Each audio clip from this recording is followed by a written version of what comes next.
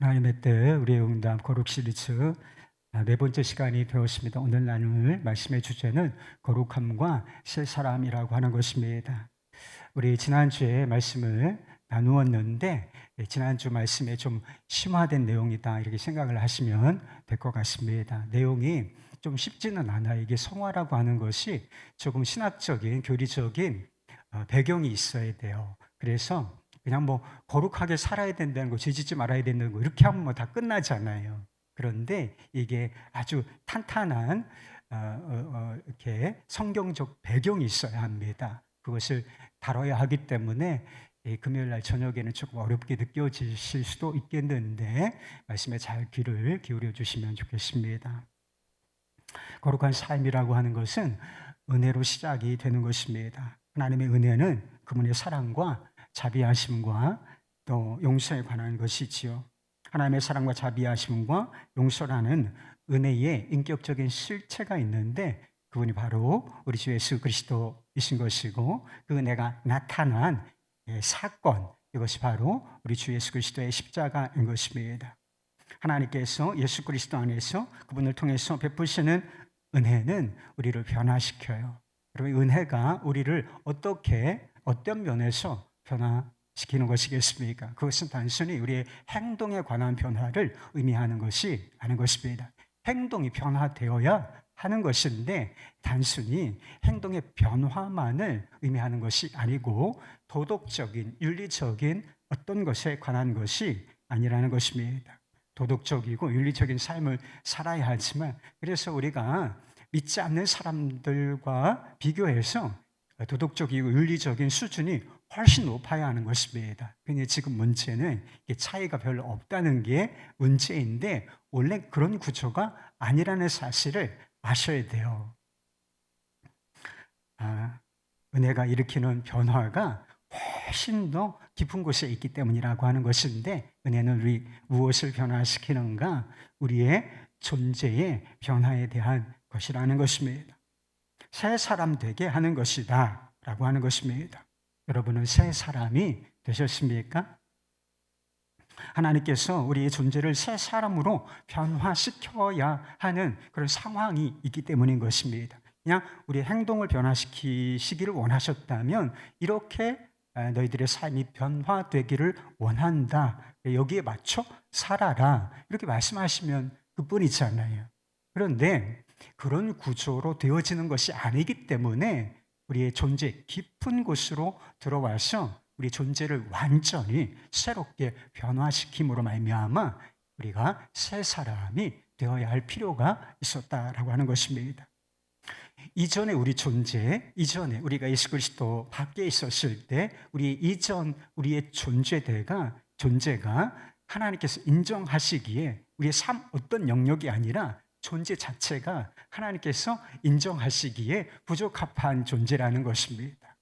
그리고 새로운 삶을 사는 것도 불가능하기 때문에 은혜가 우리 존재 깊은 곳으로 들어와서 우리의 삶을, 우리의 존재됨을 변화시켜야 했다는 것입니다. 사도 바울은 은혜 밖에 있었던 사람, 곧 그리스도 밖에 있었던 사람을 이렇게 부르는 명칭이 있는데 이 사람을 바로 옛사람이라고 부르는 것입니다. 옛사람은 어떤 사람일까요? 아담 안에 있는 사람을 말하는 것입니다. 우리가 다 아담의 후손들 아니겠습니까? 여기에 한 사람도, 여러분 할아버지 이름 아시죠? 할아버지 쭉 올라가면 우리의 조상이 나오는데 아담과 하와인 것이죠. 그런데 우리가 아담으로부터 육적인 생명을 물려받지 않았습니까? 그런데 육적인 생명을 물려받는 동시에 그 육적인 생명 안에 죄가 함께 있었기 때문에 죄까지 함께 물려받게 되었다는 것입니다. 죄가 왕노릇하면서 우리의 생명을 지배하고 인간성을 지배하는 상태가 되어버리고 만 것입니다. 사람들이 왜 죄를 지어요? 의지가 약해서요?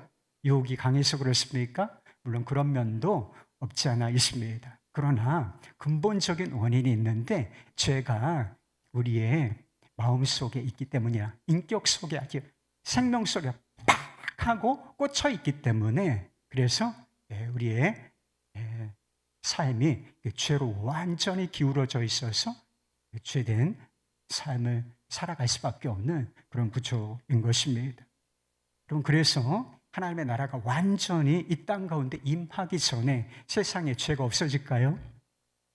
사람들이 교육을 많이 받고 과학이 발달하고 지성이 발달하면 죄가 없어질 것 같습니까? 그런 상황이 되어가고 있는 것 같아요? 절대로 그렇지 않아요. 과학이나 지성은 대단히 발전하고 있지만 사람은 언제나 똑같다. 그래서 세상이 악하고 죄된 세상, 이것은 변하지 않는다라고 하는 것입니다. 왜 예수님께서 십자가에서 죽으셔야 했겠습니까? 죄가 왕노릇하는 것을 끝내려면 죄의 법칙이 있는데, 생명의 법칙이 있는데, 죄의 삭은 사망이라, 죄의 삭은 사망이라 하는 이 법칙에 따라서 율법이죠. 죽는 길밖에 없었기 때문인 것입니다.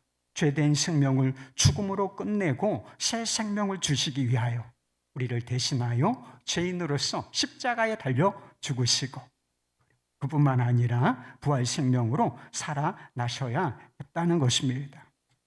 사도 바울이 우리가 예수 그리스도 안에 있을 때 우리 안에 어떤 변화가 일어나는지, 예수님 안에 있을 때, 예수님을 믿을 때 어떤 변화가 있는지 이런 이야기를 한 적이 있어요. 로마서 6장 4절, 6절 말씀입니다. 그러므로 우리가 그의 죽으심과 합하여 세례를 받음으로 그와 함께 장사되었나니 이는 아버지의 영광으로 말미암아 그리스도로 죽은 자 가운데서 살리심과 같이 우리도 또한 새 생명 가운데서 행하게 하려 함이라. 우리가 알거니와 우리 옛사람이 예수와 함께 십자가에 못 박힌 것은 죄의 몸이 죽어 다시는 우리가 죄의 종노릇하지 아니하려 함이니. 간단하게 설명을 드릴게요. 이 로마서 6장이 정말 보석 같은 장인데 이해하기가 대단히 어려워요.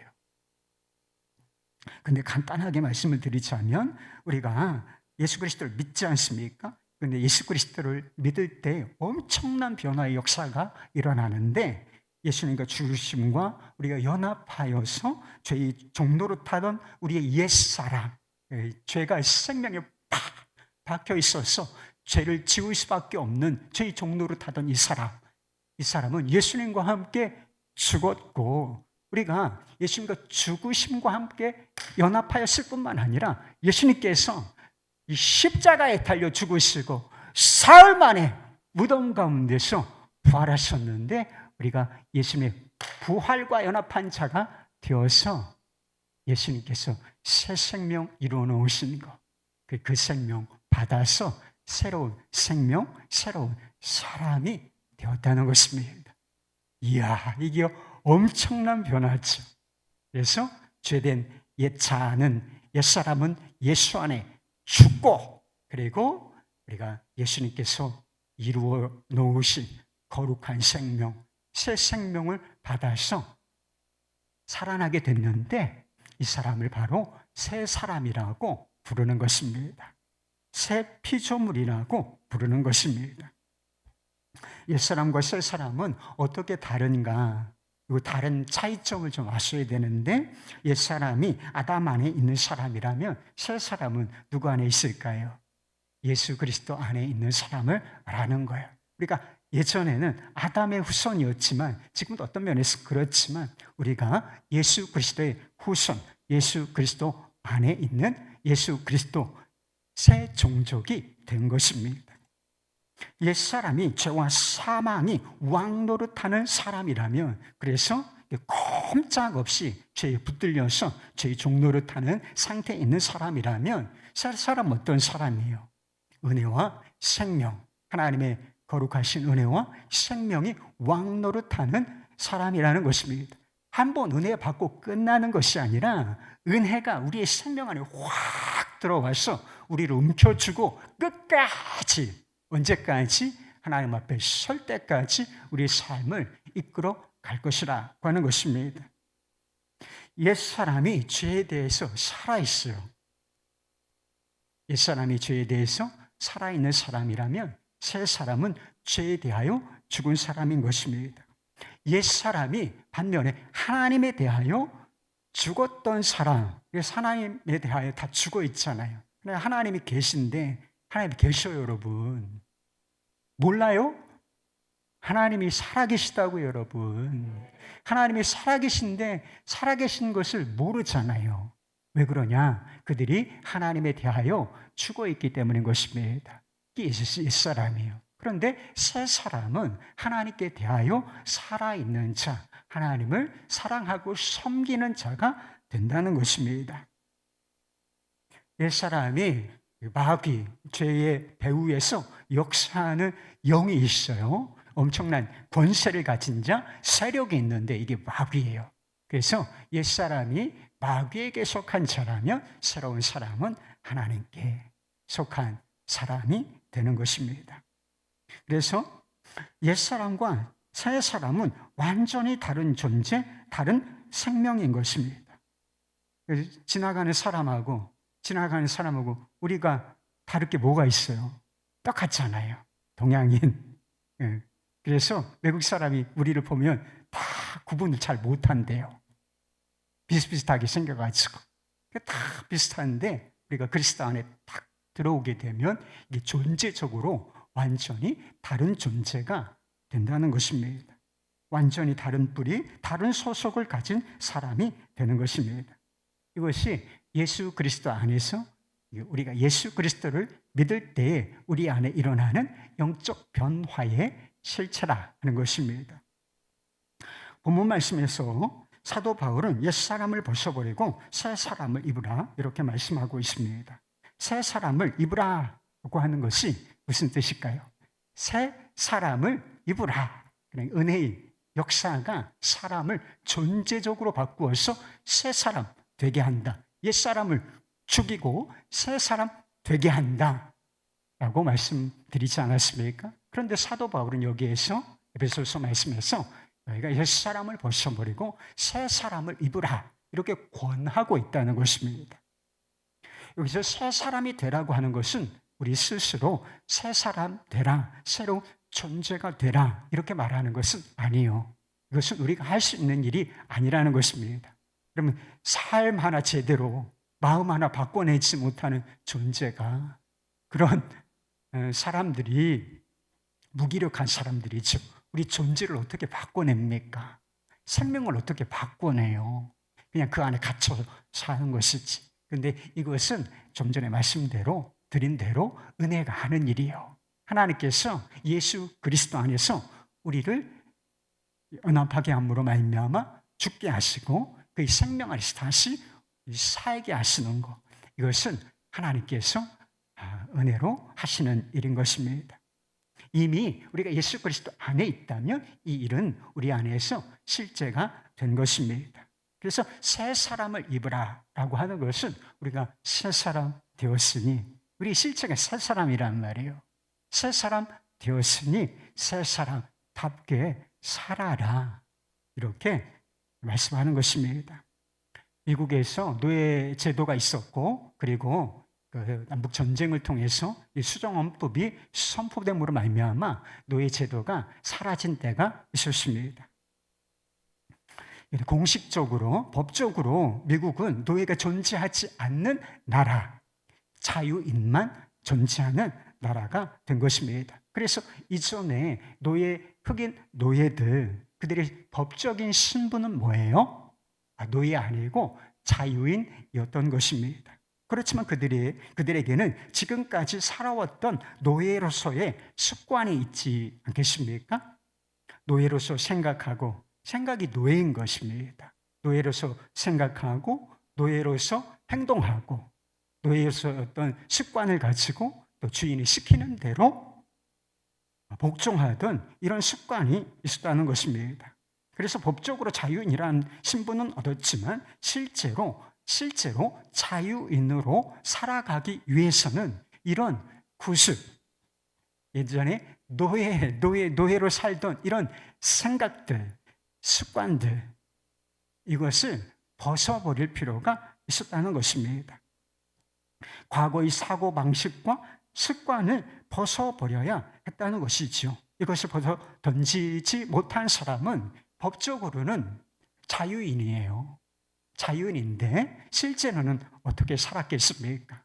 노예처럼 사는 이런 일이 생길 수밖에는 없었다는 것입니다.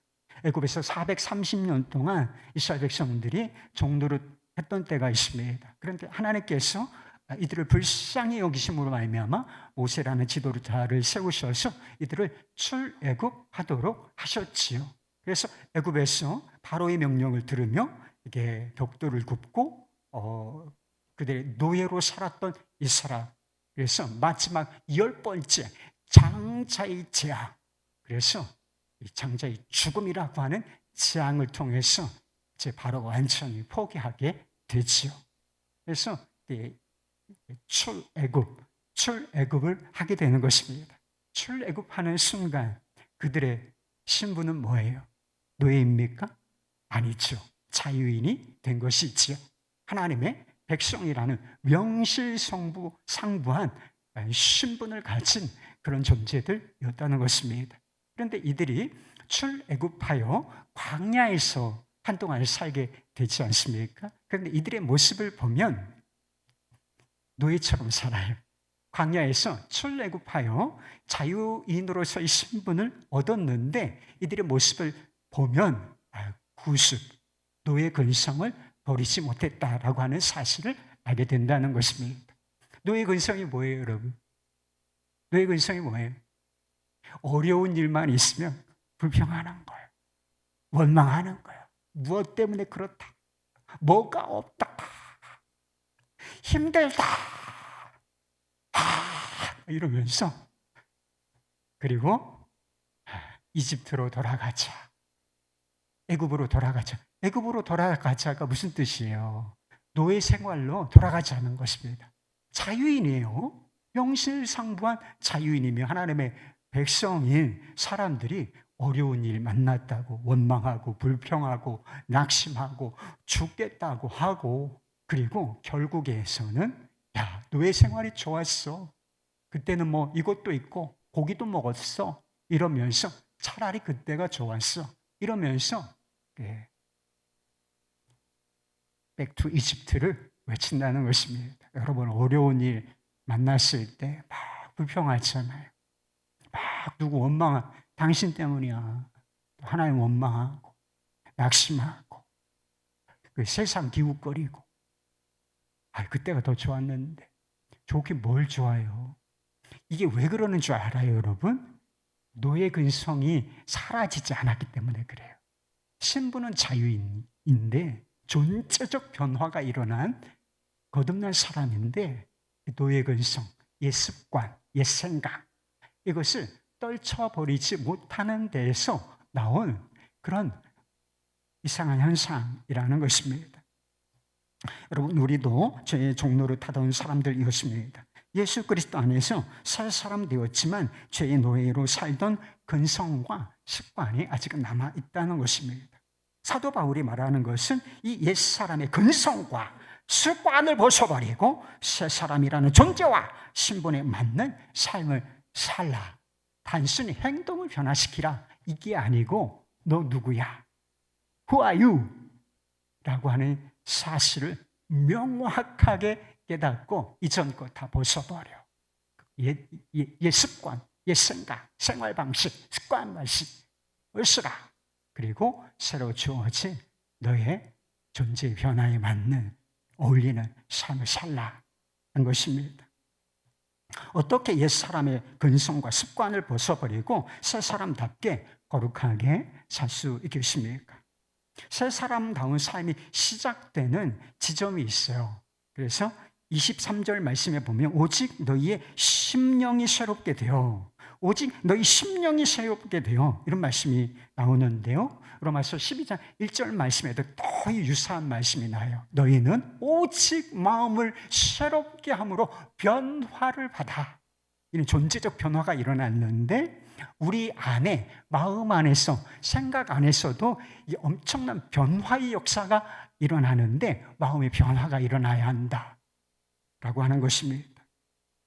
마음을 새롭게 함으로 자신이 누구인지를 아는 것입니다. 과거와 우리가 동일한 육체를 가졌지 않습니까? 그래서 모태신앙이라고 하죠. 아주 어렸을 때부터 신앙생활을 한 사람, 그런 사람도 있지만 불과 1년 전에 또는 몇 년 전에 예수님을 영접한 사람이 있지 않습니까? 예수님을 영접하기 전까지는 어떤 존재였어요? 옛사람으로 죄의 노예로 지배를 받으며 죄 가운데 살았던 사람이 아니겠습니까? 그런데 동일하단 말이에요. 지금도 육체가, 우리가 얼굴은 좋아져요. 예수님을 마음속에 모시고 감사하고 살면 얼굴도 좋아지게 되어 있습니다. 저는 그렇게 믿어요. 그런데 얼굴이 근본적으로 달라지는 건 아니잖아요. 눈, 코, 입, 귀, 이 조합이 달라집니까? 성형수술을 하지 않는 한 그냥 예전에 믿기 전에 그 모습 그대로라고요. MBTI 성향이 바뀔 것 같습니까, 여러분? 비슷해요. 기질이 비슷하다고요.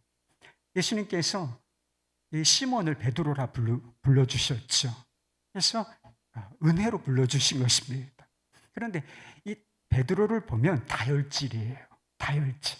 근데 예수를 믿고도 그는 다혈질이었어요. 나중에 변화가 오지만 예수 그리스도를 믿기 시작하면서 다혈질이 다른 기질의 변화가 이렇게 찾아온 것은 아니라고 하는 사실인 것입니다. 그리고 우리가 속하여 사는 세상, 그리고 환경 다 똑같아요. 모든 게 똑같아. 우리 안에서는 존재적인 변화가 일어났는데 우리의 육체를 비롯하여 다른 모든 것들이 그대로이다. 그래서 이게 마음이 새로워지지 않으면 이게 변화가 일어났는지를, 이게 영적으로는 엄청난 변화가 일어난 것인데 그 변화를 감지해내지를 못하는 수가 있다는 거예요. 그래서 이 너희 심령을 새롭게 하라. 마음을 새롭게 함으로 변화를 받으라. 이게 바로 그 뜻인 것입니다. 내가 예수 그리스도 안에 있고 내 예수 그리스도를 믿는 것이 내가 분명하다면 내가 어떤 존재인가, 이걸 기억할 필요가 있다고 하는 것입니다. 우리가 겉은 동일해 보이지만 옛사람이 아니라 의와 진리와 거룩함으로 지으심을 받은 새 사람이라는 사실을 깨달아야 한다는 것입니다. 그래서 존 오웬이라고 하는 청교도가 어떤 의미에서 복음 사역자, 저 같은 사람이죠. 복음 사역자가 다뤄야 할 기본 문제는 단 2가지밖에는 없다. 그래서 이게 2가지예요, 2가지. 그래서 복잡한 거 아니다. 목회는 복잡한 거 아니다. 딱 2가지만 다루는데 이 2가지를 다루는 게 사실은 대단히 난제다. 그래서 제가 지금 어려운 일을 하고 있는 거예요. 뭐가 어려운, 2가지 무슨 어려운 일을 다뤄야 한다고 말하는 것이냐면, 하나는 복음 전도라는 어려운 과제다. 죄의 지배 아래 있는 사람들을 상대로 이 상태가 그들의 실상임을 납득시켜야 하는 것이다. 그러니까 불신자들에게 그들이 죄 아래 있고, 그래서 스스로는 어찌해 볼 수 없는 죄의 종노릇하며 죄를 지을 수밖에 없는 아주 불행한 상태, 그리고 그 결론이 지옥일 수밖에 없는 상태에 놓였다는 것을 사람들이 의식을 못한단 말이에요. 그래서 복음 사역자가 해야 할 일은 복음의 진리를 선포함으로 그들이 그것을 내가 죄인이구나, 존재적인 죄인이구나, 그냥 내가 죄를 지을 수밖에 없는 죄의 장아찌구나 라고 하는 사실을 깨닫게 해주는 거예요. 그리고 또 하나가 해야 될 일이 있다는 거예요. 나머지 하나는 무엇인가? 목회라는 난제. 첫 번째는 복음 전파라는 난제고, 2번째는 목회라는 난제다. 더 이상 죄의 지배 아래 있지 않은 사람들을 상대로 이들이 정말 죄의 지배 아래 있지 않는 사람들임을 납득시켜야 하는 것이다. 여러분, 제가 이 난제 가운데 있어요. 그래서 제가 낙심될 때가 있어. 이 난제가 잘 풀리지를 않아가지고 제가 자꾸 이 얘기해요. 설교할 때 제가 이 얘기를 굉장히 자주 하는 편입니다. 저는 알아요. 근데 이게 잘 설득이 안 돼. 여러분들이 납득을 못 해. 그러니까 계속 이야기를 하는 거예요. 예수 그리스도 안에 있으므로 더 이상 죄의 노예 상태가 아닌 사람들에게 여러분은 정말로 죄 아래 있지 아니하고 은혜 아래 있으며 옛사람 아니고 새 사람이라는 사실을 납득시키는 것. 제가 그 어려운 일을 하고 있다는 것입니다. 그런데 이것이 복음 사역자들에게만 맡겨진 일이 아니라 사도 바울은 우리 자신에게 그렇게 해야 된다는 것입니다. 여러분 자신도 여러분들 예수 그리스도를 정말 마음에 모셨습니까? 예수 그리스도를 믿으십니까? 그러면 내가 예전에 존재적 죄인이었죠. 이 성품 자체가, 이 존재 자체가 하나님께 합당하지 못한 죄, 본질상 진노의 자녀였던 자다. 그런데 내가 예수 그리스도를 정말 믿었어요. 그래서 사죄의 확신을 갖게 되었습니다. 그러면 외적인 상황은 똑같아. 이 얼굴 똑같고, 그리고 가족 구성은 다 똑같고, 그리고 내가 세상에 사는 일 다 똑같아. 변한 거 하나도 없다. 그런데 내가 예수 그리스도 안에 있다는 사실 한 가지, 이 단 한 가지 사실, 이거 보면 난 옛사람 아니고 새 사람이다. 죄가 지배하고 역사하는 사람 아니고 은혜가 역사하는 새 생명을 가진 사람이다. 죄의 종 아니고 의의 종, 하나님의 종이다. 이렇게 자신을 납득을 시켜야 된다는 거예요. 제가 납득시켜 주기만을 바라지 말고 제가 그 일 계속하고 있다니까요. 그런데 여러분 스스로도 마음을 새로, 어떤 때가 아니라 이 옛사람은 구습은 막 진짜 짱아찌니까, 짱아찌였던 시절이 있으니까 이게 오래 간단 말이에요. 그리고 죄가 남아있어야지. 그러니까 이게 마음을 새롭게 하라. 마음을 새롭게 하라. 심령을 새롭게 하라. 심령을 새롭게 하라. 이름으로 말미암아 내가 새 사람이다. 하나님의 자녀야. 죄 가운데 살 수 없는 사람이야. 이렇게 스스로를 계속 납득시키라는 거예요. 이게 여러분 안에 있는 난치입니다. 되는 일이에요. 초대교회 교부였던 어거스틴은 젊은 시절에 매우 방탕한 삶을 살았다고 했어요. 정말 삶을 들여다보면 이 사람이 어떻게 그런, 나중에 막 성자 취급을 받거든요. 성 아우구스티누스라고 불려요. 근데 어떻게 이 사람이 이렇게 방탕한 삶을 살았을까 싶을 정도로 정말 방탕한 삶을 살았습니다. 그러나 32살 때 암브로시우스라는 사람의 설교를 듣고서 회심을 해요. 그래서 새로운 삶을 살게 되었습니다. 그래서 경건 생활에 집중하고 있었던 어느 날, 예전에 드나들던 술집, 옛날에 습관적으로 드나던 술집이 있는데 그 앞을 지나가게 되었다는 것입니다. 그래서 술집 주인 여자가 요즘에는 왜 이렇게 자주 안 보이세요? 왜 자주 안 오시는 거예요? 이렇게 묻더라는 거예요. 그럴 때 어거스틴이 그렇게 대답을 했다는 것입니다. 옛날에 어거스틴은 죽었고 저는 새 사람이 되었습니다. 그렇게 대답을 하고서 가던 길을 가게 되었다는 것입니다. 어거스틴은 자신이 예수 그리스도 안에서 옛사람, 자신의 옛사람이 죽었고 새 사람 되었다. 이것을 납득시키고 살았던 그런 사람이었던 것이죠. 여러분 예수 그리스도 안에서 나 옛사람은 죽었고 새 사람이 되었다는 사실을 믿으십니까? 더 이상 죄의 종 아니고 하나님의 종이라는 사실을 믿으십니까? 변하지 않는 육체, 변하지 않는 세상, 변하지 않는 상황 속에서 마음을 새롭게 함으로 자신을 납득시키셨나요?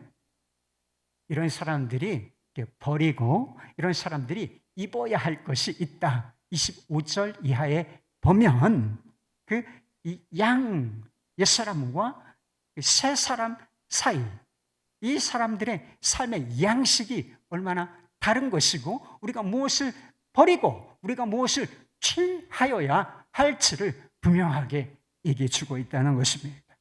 첫째는 거짓을 버리고 참된 것을 말하라는 것입니다.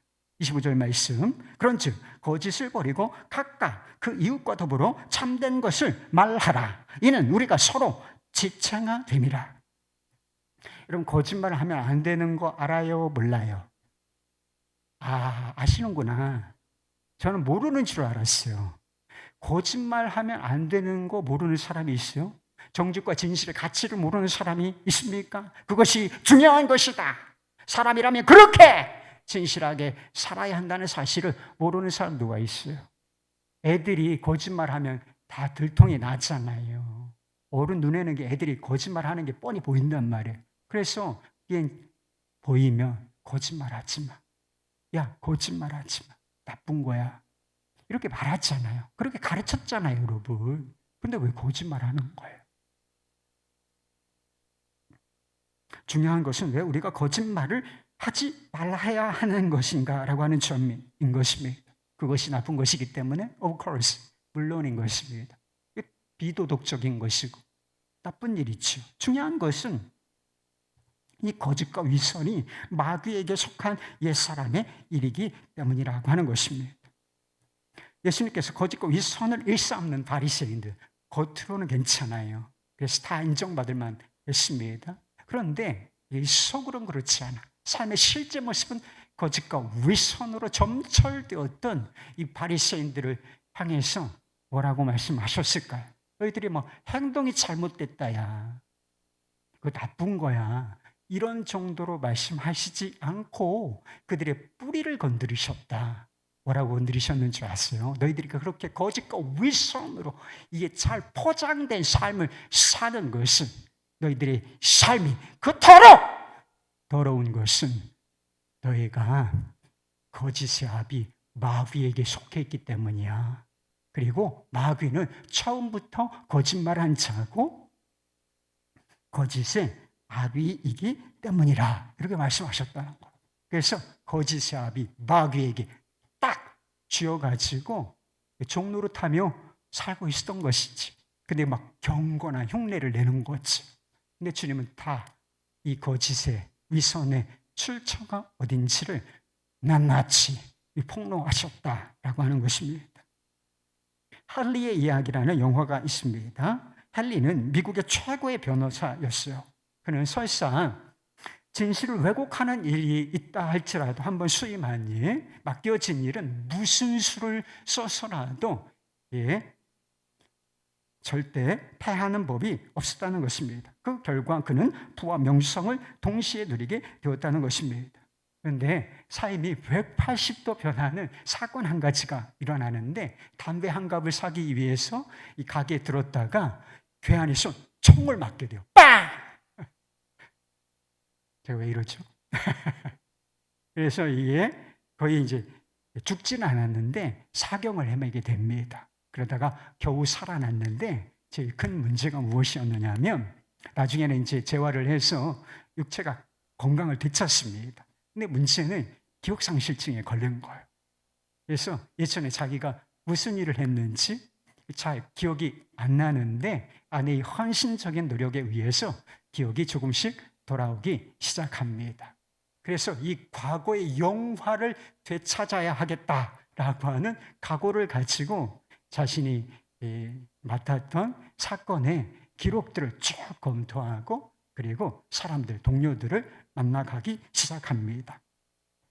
그러나 얼마 되지 않아서 옛날의 삶을 되찾으려는 노력을 수시로 포기하고 말아버려요. 옛날에 누리던 부와 명성이라는 것이 양심을 속인 거짓과 불의의 대가였다는 사실을 알게 되었기 때문인 것입니다. 그래서 그는 자신의 변호를 통해서 손해를 본 사람들을 찾아가서 용서를 구하고 이전과는 전혀 다른 삶을 살게 되었다. 이게 바로 헨리의 이야기라는 영화의 내용인 것입니다.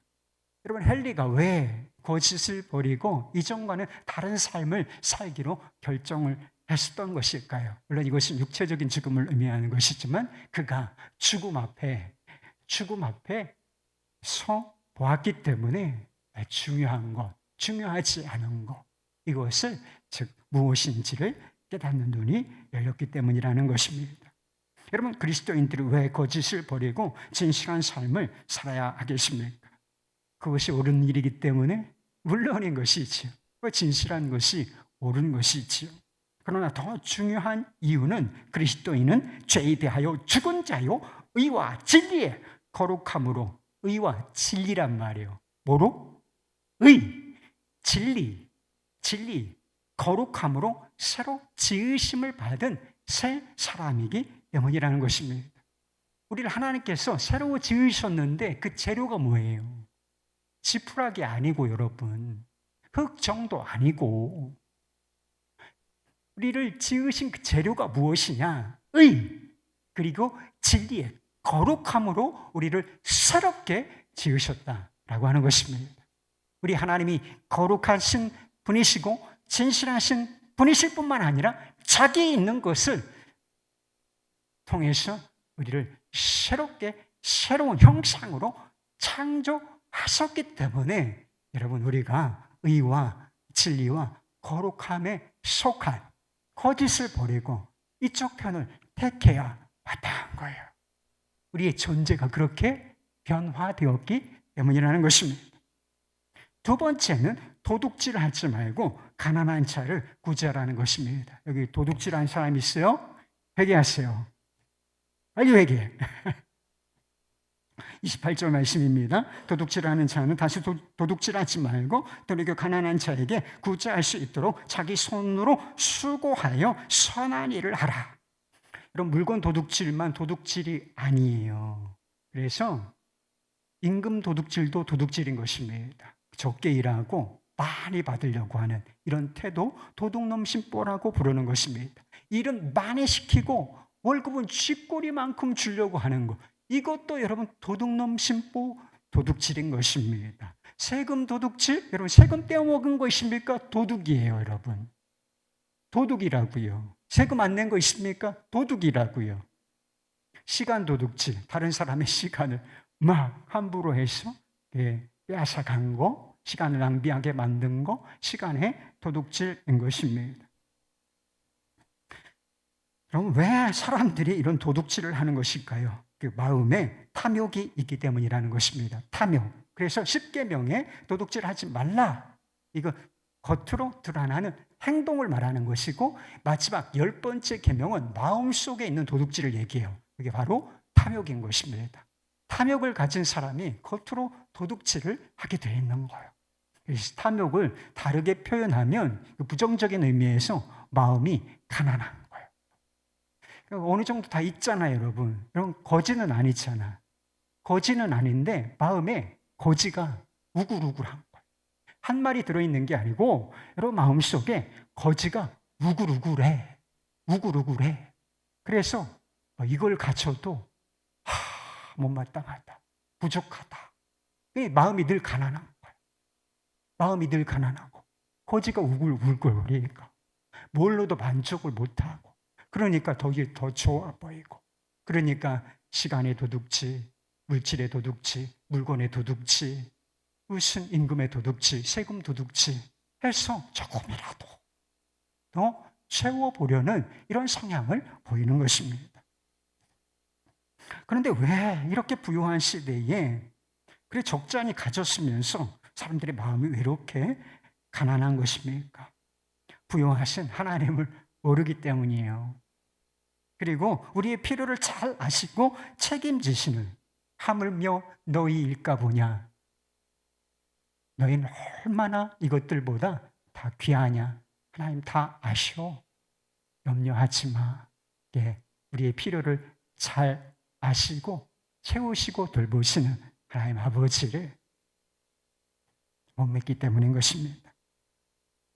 그래서 스스로를 돌보고 모든 것을 책임져야 하는 사람, 그와 같이 사는 사람, 이 사람이 바로 옛사람인 것입니다.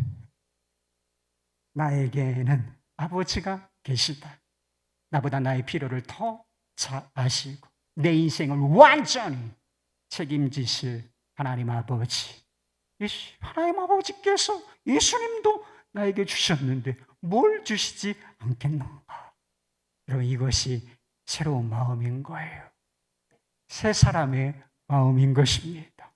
새 사람의 믿음과 마음이 확 있을 때 내 마음속에 우글우글거리던 거지들 싹 청소되고 하나님의 자녀답게 감사하며 그리고 선한 일하며 나눌 수 있게 되고 포지티브하게 사는 거예요. 네거티브하게 살지 않고. 세 번째, 더러운 말을 버리고 덕을 세우는 말을 하라는 것입니다. 29절 말씀, 무릇 더러운 말은 너 입에도 입 밖에도 내지 말고 오직 덕을 세우는데 소용하는 대로 선한 말을 하여 듣는 자들에게 은혜를 끼치게 하라. 죄는 마음에 있는 거거든요. 죄는 마음에 있는 거예요. 그런데 이 마음에 있는 죄가 가장 잘 드러나는 곳, 이게 마음이 이게 상징적으로 여기 심장이잖아요. 그래서 여기가 제일 가깝네요. 식도 위에가 입이다. 그래서 이런 우리의 죄가 가장 잘 드러나는 곳, 이게 바로 우리 언어, 말인 것입니다. 욕설과 음담패서, 요즘에 음담패서, 음란한 이야기를 얼마나 많은지 유튜브 틀어보세요, 여러분. 듣기가 다 민망한 것들이야. 여러분 다, 그리고 거짓말, 위선적인 말, 조롱하고 비난하는 말, 이런 것들이 다 우리의 인격을 더럽히고, 여러분 이런 말 해보세요. 여러분들이 얼마나 형편없는 사람으로 전락하는지. 그런데 그것도 몰라. 그리고 삶이 더러워지고 관계가 더러워진단 말이에요. 근데 이런 것을 의식 없이 하는 사람들 있다는 것입니다. 그런데 왜 우리가 이런 말을 중지하고 선한 말을 해야 하겠습니까? 한국 사람이 무슨 말을 해야 돼요? 한국어를 해야 되잖아요. 제가 하고 있는 것이 한국어잖아요. 근데 미국 사람은 뭘 쓰죠? 영어를 쓰잖아요.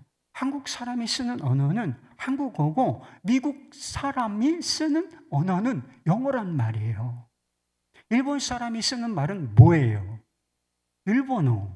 여러분, 우리가 어느 나라 사람인지 한번 생각해 보세요. 한국 사람이죠? 그러니까 한국어를 쓰는 거예요. 한국 사람일 뿐만 아니라 하나님 나라에 속한 하나님의 백성인 것이죠.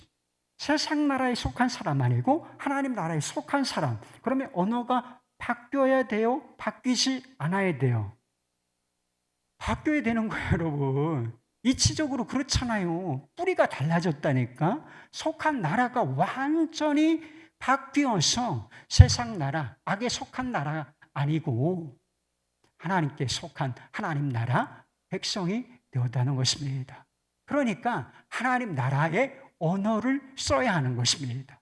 그게 음담패설, 그것이 거짓말, 욕설, 이런 자기를 더럽게 한 말 아니고 덕을 세우는 말, 따뜻한 말, 선한 말, 사랑에 속한 이런 말이라는 거예요.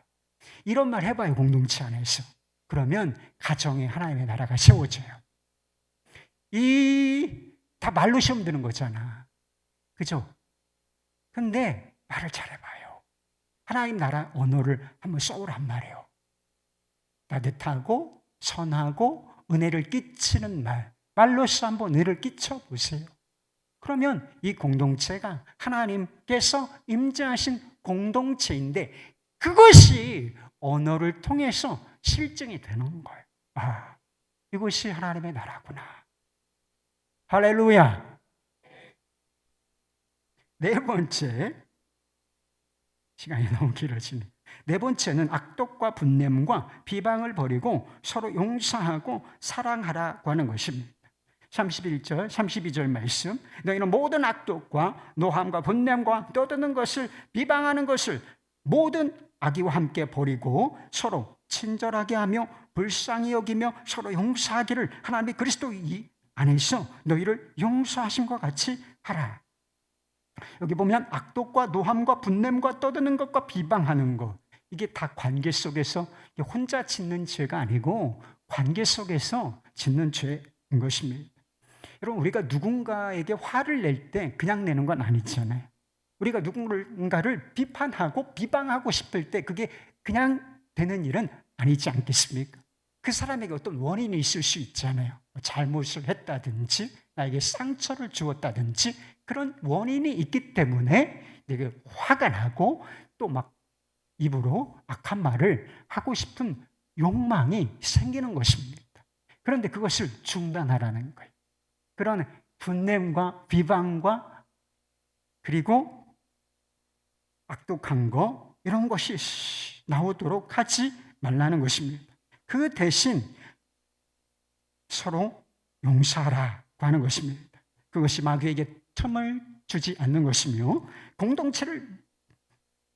그것이 공동체를 살리는 길일 뿐 아니라 우리가 그리스도 안에서 용서받은 자이기 때문이라는 것입니다.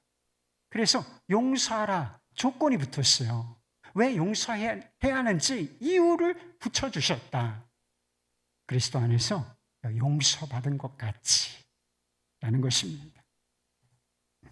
예수님의 십자가가 우리에게 보여주는 것이 있습니다. 우리가 얼마나 큰 죄인인가 하는 것입니다. 여러분, 우리가 얼마나 큰 죄인이에요. 얼마나 큰 죄인이면 예수님께서 십자가에 달려 죽으시지 않으면 그 문제 해결할 수 없는 상황이 되겠습니다. 이게 어마어마하게 큰 죄인이고 또 한 가지 보여주는 것은 우리가 그 죄에서 오직 은혜로 값없이 용서받은 자라는 사실인 것입니다. 여러분, 세 사람이 어떤 사람인가요? 그리스도 안에서 용서받은 자요, 사랑받은 자, 그리고 지금도 충분히 사랑받고 있는 자인 것이죠. 그리스도를 믿어요? 그러면 나는 어떤 존재예요? 용서받은 자, 용서받을 자, 사랑받은 자, 사랑받고 있는 자, 사랑받을 자. 이것이 바로 세 사람의 정체성인 것입니다. 이런 사람들에게 악독과 분냄과 비방이 어울리겠습니까? 아니면 용서와 친절과 사랑이 어울리겠습니까? 말하면 입이 아픈 거잖아요. 찬송가 305장 존 누튼 목사님이 작사한 찬양입니다. 하나님의 놀라운 은혜, 죄인된 자기에게 하나님께서 베푸신 놀라운 은혜. 그래서 Amazing Grace라고 하잖아요. Amazing한 은혜를 노래하는 그런 찬양이 있죠. 이 찬양을 보면 얼마나 하나님의 은혜를 감사하고 있는지 실감할 수가 있어요. 그런데 자기가 죽기 전에 내 묘비에 이렇게 써달라, 묘비명을 부탁을 하셨다 하는 이야기가 전해오고 있습니다. 한때 이교도였으며 탄자였고 아프리카 노예 상인이었던 진짜 심각한 죄인이지. 한때 이교도였으며 탕자였고 아프리카 노예 상인이었던 존 뉴턴은 우리 주 예수 그리스도의 풍성하신 긍휼로 말미암아 용서받았고 크게 변화되어 마침내 성직자가 되었으며 자신이 그토록 오랫동안 부인해왔던 바로 그 믿음을 전파하며 버킹엄에서 16년간을 올리교회에서 27년간을 섬겼다. 그러니까 내 삶은 은혜로만 설명되네. 이렇게 써달라고 한 거나 마찬가지예요. 여러분, 자신에 대해서 이런 마음을 가진 자, 자신을 이렇게 납득시키고 있는 자, 나는 큰 죄인이었고 이 큰 죄에서 용서받아 하나님의 자녀, 목사가 되었네. 이런 마음을 항상 품고 있었던 이 사람이 다른 사람의 연약함, 그리고 다른 사람의 죄에 대해서 어떤 태도를 취했겠습니까? 용서와 사랑 가운데 있는 세 사람이 세 사람으로 행동했을 것이 분명하다는 것입니다. 30절 말씀에 보면 사도 바울은 우리가 옛사람을 벗어버리고 새 사람을 입어야 하는 이유를 이렇게 말했어요. 하나님의 성령을 근심하게 하지 말라. 그 안에서 너희가 구원의 날까지 인치심을 받았느니라. 여러분, 우리가 왜 거짓말하고 도둑질하고 그리고 더러운 말들로 삶을 더럽히고 악독하며 분내고 비방하고 막 이런 일을 하면 안 되는 것일까요? 이 자체가 대단히 부도덕한 일이고 관계와 공동체를 다 해치는 일이기 때문인 것이지. 그런데 가장 중대한 일, 우리를 거듭나게 하시며 우리를 구속의 날까지, 완성된 구원의 날까지 너는 내 거야! 내 구원은 반드시 이루어질 것이다 라고 인쳐주신 성령이 우리 안에 계신데 그 성령을 근심하게 하는 일이기 때문인 것입니다. 이런 죄는 더러운 일이에요. 그 자체도 더러운 일인데 이게 다 하나님과 관계가 있다는 거예요. 우리가 죄 짓지 않습니까? 거짓말하고 위선적이고 도둑질하고 탐욕을 부리고 감사할 줄 모르고 불평하고 비방하고 분내고 이럴 때 우리 안에 계신 성령께서 탄식하신다는 겁니다. 슬퍼하시네. 여러분, 우리가 왜 죄에서 구원을 받은 것입니까? 하나님을 모르고 하나님의 기뻐하심과는 존재적으로 상관이 없었던 이 사람들을 변화시켜줌으로 말미암아 하나님을 기쁘시게 하도록 하기 위함이라고 하셨어요. 그런데 이 목적이 완전히 죽어버린다는 거예요. 거짓과 위선과 도둑질과 탐욕과 불평과 원망과 비방과 비난과 분노. 주님께서 슬퍼하시네. 어울리지 않는 일이기 때문이라는 것입니다. 나는 성령 받은 사람이다. 성령께서 나의 구원의 날까지 인치신 사람이다. 성령께서 내 안에 계시다. 나는 거룩한 성령의 전이다. 여러분 안에 이런 의식이 있습니까? 있어요? 아이고, 이게 지금 뭔가 확 떨어졌어요, 지금. 여러분 있어요? 나는 성령 받은 사람이고, 나는 성령께서 도장을 꽉 찍어주신 사람이고, 내 안에 성령 계시고, 내 안에 성령 계심으로 나는 거룩한 하나님의 성전이다. 이런 의식이 있습니까? 있어요? 그러면 여러분, 성령의 기뻐하심과 성령의 근심하심에 대해서 알게 돼 있어요. 알게 돼 있어요. 그리고 무엇을 벗어버리고 무엇을 입어야 할지 다 알게 돼 있어요. 너무 어려운 일 아니에요.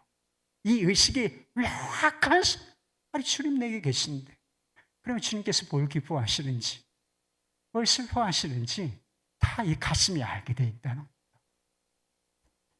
1904년 영국의 웨일스에 영적 부흥이 일어났던 때가 있습니다. 지금은 미국의 에스베리에서 비슷한 부흥이 일어나고 있다는 기쁜 소식이 있는데요. 교회마다 사람들이 변화되고 교회에 큰 부흥이 임했다는 소문이 주변 지역에 들려진 거예요. 그래서 보석상을 하던 불신자였어요. 그래서 하도 사람들이 이런 부흥에 대한 소식을 전해주니까 거기 뭐가 있을까, 무슨 감동이 있을까 해서 예배에 가보았다는 것입니다. 그런데 거기서 막 울고 이런 소리를 지르고 막 찬양을 부르고 이런 사람들 외에는 특별한 감동이 없더래요. 그래서 부흥이 별거 아니구나 이런 생각을 가지고 그냥 다시 원점 집으로 돌아왔다는 것입니다. 그런데 며칠 후에 가게에 한 젊은이가 오더니 자기가 이 보석 가게에서 보석을 훔친 일이 있고 이 보석을 내놓으면서 제가 잘못했습니다. 용서해 주십시오 라고 용서를 구하다라는 것입니다. 어떻게 이런 결심을 하게 되었느냐고 물었더니 자기 마음에 성령이 뭐예요? 회개하라. 회개해. 회상하라. 회상하라 하여서 이렇게 왔노라 하더라는 것입니다. 그는 충격을 받았어요. 그리고 다시 교회에 나가서 예수 그리스도를 영접하게 되었다는 것입니다. 또 이런 일화도 있었습니다. 작은 교회에 다니던 여성도 한 분이 주기도문을 예배 때도 외웠잖아요. 주기도문을 쭉 외워가는데 고백하는데 걸리는 부분이 있었어요. 우리가 우리에게 죄 지은 자를 사하여 준 것 같이, 여러분 잘도 외우죠. 여러분 잘도 외우죠. 우리가 우리에게 죄 지은 자를 용서하여 준 것 같이 우리의 죄를 용서하여 주옵시고, 탁 하고 목을 조여오는 느낌이 든 거예요. 뭐가 생각나느냐? 다시 용서하지 않은 사람이 생각났다는 거예요. 교우한 사람과 마음이 어려워서 오랫동안 보지 않고 지냈던 그 사람이 생각이 났다는 것입니다. 그리고 그 사람에게 찾아가서 회개했다는 것입니다. 하나님의 사랑으로 사랑하지 못했던 내 죄를 회개합니다. 그래서 같이 두 사람이 붙들고 울었다는 것입니다. 교회의 부흥이 일어나고 지역사회에도 그와 같은 일들이 부흥이 일어났다 하는 것입니다. 여러분, 예수 그리스도를 믿으십니까? 그렇다면 마음을 새롭게 함으로 자신을 납득시키시기 바랍니다. 자신을 납득시키라. 나는 더 이상 옛사람 아니고 새 사람이다. 예수 그리스도 안에 있으며 죄의 지배는 끝났고 은혜가 왕노릇하는 거룩한 새 사람이다. 나는 죄의 종 아니라 하나님의 종이다. 그리스도 안에서 오직 은혜로 새 사람으로 의와 진리의 거룩함으로 지으심을 받은 새 사람 되었으니 새 사람답게 행하시기를 우리 예수 그리스도 이름으로 축원합니다.